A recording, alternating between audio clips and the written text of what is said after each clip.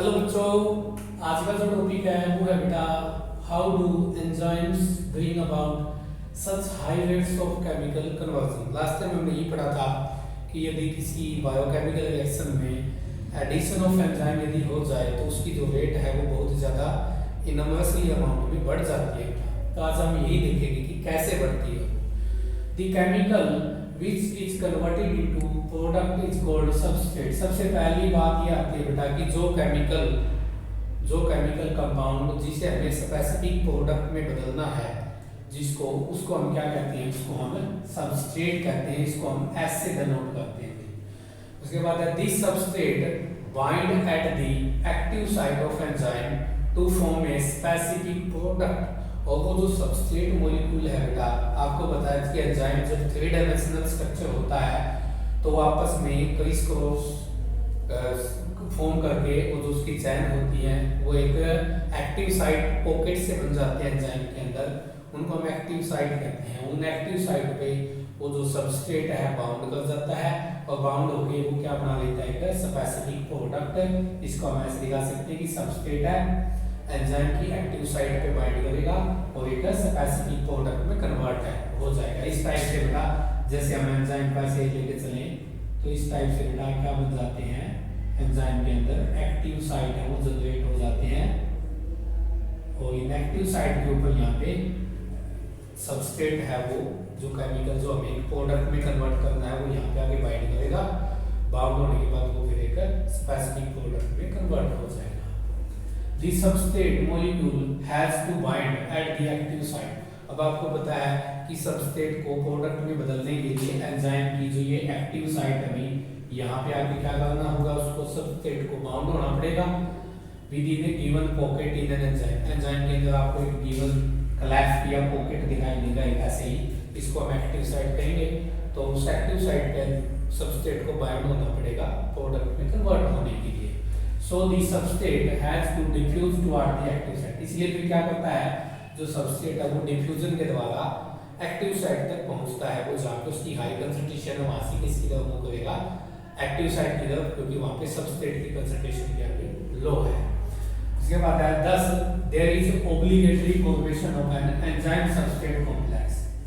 तो इसलिए कि वहां पे क्या होगा भाई, ऑब्लिगेटरी फॉर्मेशन होगी किसकी, एंजाइम सबस्ट्रेट कॉम्प्लेक्स की। मतलब जो सबस्ट्रेट है ये एंजाइम है, ये बेटा सबस्ट्रेट है ये, तो ये मिलके ऑब्लिगेटरी फॉर्मेशन होगी। ऑब्लिगेटरी का मतलब कुछ टाइम के लिए किसकी फॉर्मेशन हो जाएगी, एक कॉम्प्लेक्स की फॉर्मेशन हो जाएगी। इस कॉम्प्लेक्स को हम क्या कहेंगे, एंजाइम सबस्ट्रेट कॉम्प्लेक्स। ये कैसे बनेगा, पहले एंजाइम है, एंजाइम के अंदर एक्टिव साइट है, उन एक्टिव साइट की तरफ में सबस्ट्रेट वो डिफ्यूजन के द्वारा बाउंड करेगा। डिफ्यूजन के द्वारा पहुंच के बाउंड होने के बाद दोनों मिल जाएंगे जब, तो एक कॉम्प्लेक्स बन जाएगा। उस कॉम्प्लेक्स को हम क्या कहेंगे, enzyme substrate complex, ES complex.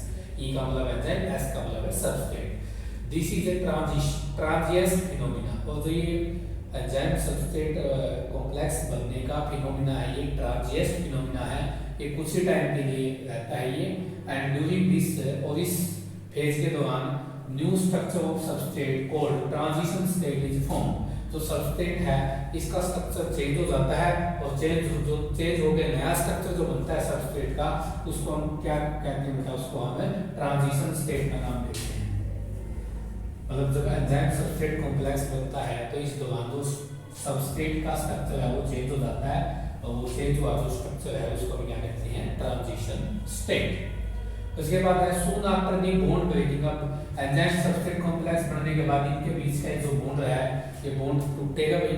तो बॉन्ड टूटने के बाद क्या होगा, product is release from active site of enzyme. इस एक्टिव साइट से जो सबस्ट्रेट है ये किस में कन्वर्ट हो चुका है, प्रोडक्ट में। तो वो जो प्रोडक्ट है बॉन्ड टूटने से ही क्या हो जाएगा, वो प्रोडक्ट वहां से एक्टिव साइट से रिलीज हो जाएगा और उसको हम एक्सट्रैक्ट कर लेंगे और अपने लिए उसको यूज कर लेंगे भाई। उसके बाद है यहाँ पे आपको ग्राफिकल रिप्रेजेंटेशन भी दिखा रखा है कि कैसे मतलब एंजाइम सबस्ट्रेट कॉम्प्लेक्स बनता है, कैसे एंजाइम काम करता है। तो ग्राफिकल वे में दो एक्सिस है, ये एक्स एक्सिस है, ये आपको बता वाई एक्सिस है।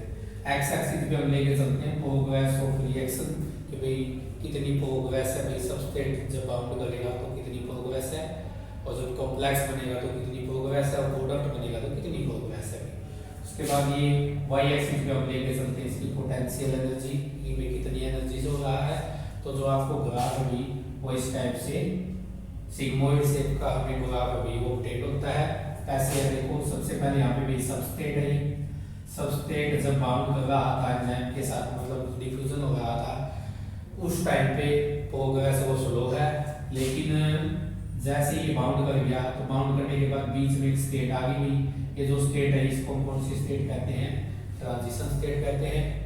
तो जब ट्रांजिशन स्टेट पे पहुंचता है, मतलब एंजाइम सबस्ट्रेट कॉम्प्लेक्स जब बढ़ता है, उस टाइम पे यदि एंजाइम नहीं है, मान लो रिएक्शन में आपने एंजाइम नहीं डाला, तो रिएक्शन है उसमें सबस्ट्रेट को हम एक प्रोडक्ट में कन्वर्ट करवाना चाहते हैं, लेकिन हमने वहां पे कोई एंजाइम नहीं डाला।